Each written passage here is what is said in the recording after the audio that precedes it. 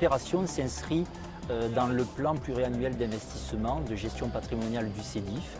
Elle est située à Villiers-le-Bel et elle consiste à réhabiliter une conduite vétuste qui a subi de nombreuses fuites depuis 2006 et qui va être donc renouvelée par deux types de techniques.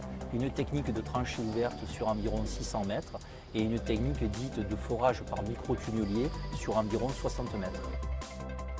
Cet avantage de technique, qui est une technique de micro-tunnelier, puisqu'en fait on est sur des diamètres inférieurs à 1800 mm, va permettre donc de gêner au minimum la circulation en surface, mais également va permettre donc de limiter les nuisances sonores, les nuisances olfactives, et va réduire d'autant les volumes en déblais remblais.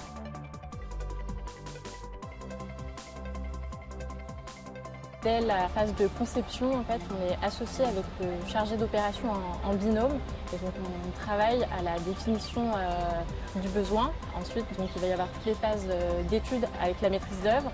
Et ensuite, on va passer sur une phase de passation de marché de travaux. Donc, on va mettre en concurrence des entreprises. Tout au long en fait, du projet, je vais assister ce chargé d'opération et je vais le conseiller et lui apporter une expertise qui est à la fois juridique, technique et opérationnelle.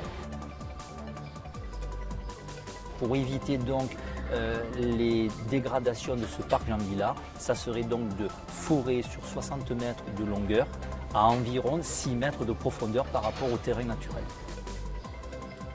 La tradition veut que les métiers du BTP soient considérés à risque. Donc pour leur porter chance, il est demandé à la marraine de briser une bouteille de champagne sur la carcasse de la machine.